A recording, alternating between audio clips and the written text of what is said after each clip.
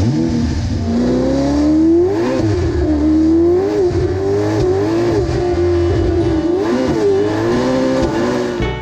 to Evo Car of the Year 2018.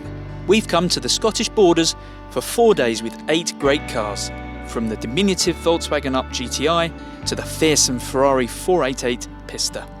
In torrential rain and glorious sunshine, here's how we got on.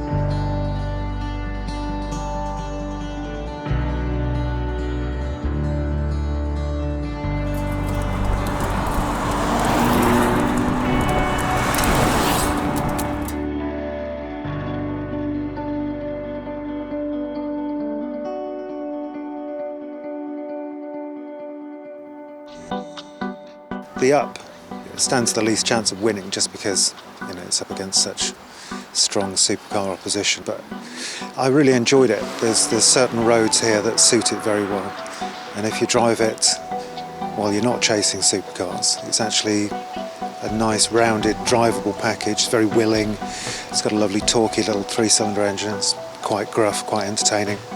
So if you're not pushing really hard, keep it within itself, it's a really handy little car. I'm really fond of the Up. It's my long-term test car, so I've lived with it for 7,000, 8,000 miles. And I know it's not a perfect car, but I love its sense of energy and its sense of fun. Lacking, I think, its wheel control, so it's a bit bouncy and a bit crashy on some of the more twisty roads here. I don't think the tyres are particularly good. It'd be interesting to try it on some better tyres because I think that would help it a lot. John, Barker hit the nail on the head very well. It has a comfort zone and it likes to be driven within that. If you try and push it very hard, then it gets a bit ragged, but when you're just driving it along 7, 8, 9 tenths maybe, then I love it. It's what a little hot hat should be. It's a special little car for not very much money at all, so I think purely on that basis it's earned its place here.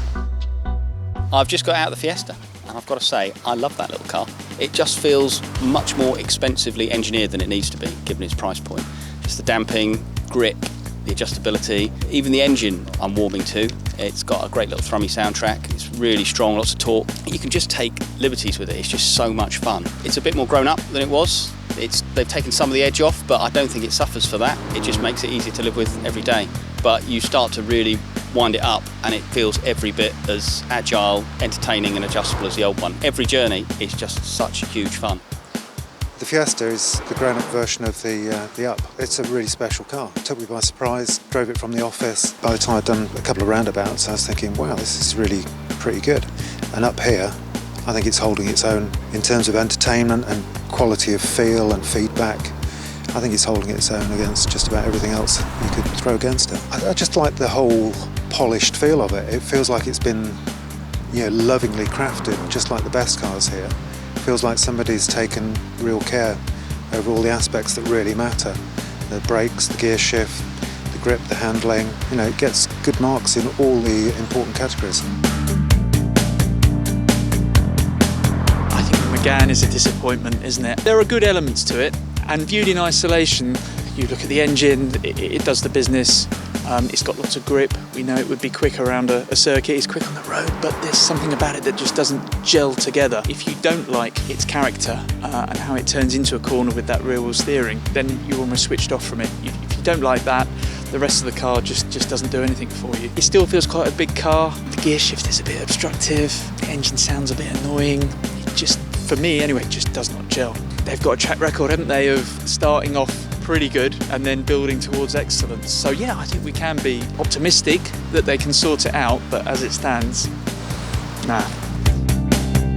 The M2 Comp, it's like a car transformed over the standard M2. The engine helps, having the proper M engine from the M3 and the M4. It sounds like an M car should, it goes like an M car should, but it's just that old school recipe of a big 6-cylinder engine, rear wheel drive and a manual gearbox. Just gives you the opportunity to have just great fun. I'm sure in a DCT car you'd be a bit quicker across the ground, but lots of cars miss out with DCTs. It's not fast enough that you really need a DCT. You don't need to be not taking your hands off the wheel. It's a car that rewards that extra bit of your input, definitely. If I had a criticism, the brakes can feel a bit over-servoed, but other than that, it's just a really lovely balanced package. I think if I was in the market for a Cayman these days, I'd be looking at an M2, slightly different kind of proposition, but that engine makes it.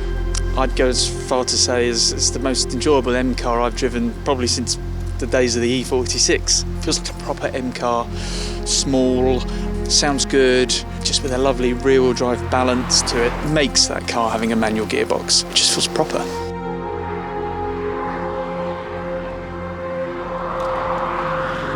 The Alpine A110, what a great car. Not only does it look fantastic when you walk up to it, it gives you that sense of excitement before you've even started the engine. It was a long time in gestation, so you've got a big expectation that's sort of built up, and I was hoping it was going to be really good. The first time I drove it, I absolutely loved the thing for all sorts of reasons, the way it looks, the way it's built, the detailing. But when you drive it on some really good roads, it just feels so together and so complete and supple. It's not trying to be a track car, it's just trying to be a really nice road car. So it has some compliance and it has some control.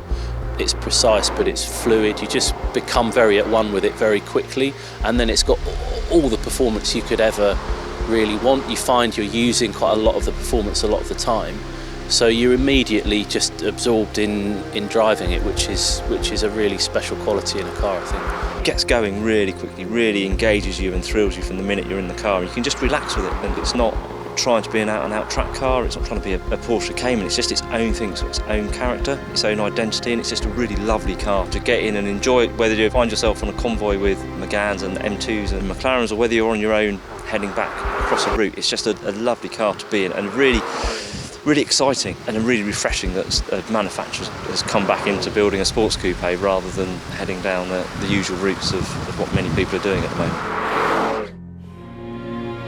Gt2 RS, it's an absolute beast of a thing, isn't it? The Gt2 RS, what an animal that is. I think we would all been, if we'd driven a GT3 of the current cars, we're blown away by how good they are. And the Gt3 RS is a step up, and the Gt2 RS is so special. It's not just its out-and-out performance, it's the way it works with you and the character it sort of brings out in yourself as driving it. It takes a lot of thought, and you need to be steady with it in certain conditions, but it just comes to you the more you drive it and the harder you drive it. I love the balance it has between being an absolute monster and yet you can settle into it very easily and drive it very steadily, and it doesn't feel mad unless you want it to, but then when you really let rip in the thing, crikey, it takes your breath away, I think. It's really confidence inspiring, which is what you want, otherwise you're just going to drive around sort of all tense and worried about it, but it's a wonderful car, so fast, so savage. If you let it be, it can be really savage and it will bite. But it's not intimidating. You don't feel that you're never going to get the best out of it or out of yourself driving it. It's a phenomenal thing. It's going to be very interesting to see how the GT2 does against the Ferrari and the McLaren. The one that probably has left me coldest is the Ferrari, because I was a huge fan of the 458 Speciale. I mean, that car lived up to its name. It had an edge, but you felt like you were on top of it all the time. It was just a great car. I was expecting big things of the Pista. It's really, really good. It's polished, it's fast, it grips. I mean, it does everything you expect. The damping is sublime, but it just feels like a 488 GTB plus 10. It doesn't feel like a hard-edged, razor-sharp track-biased car. It doesn't rev out.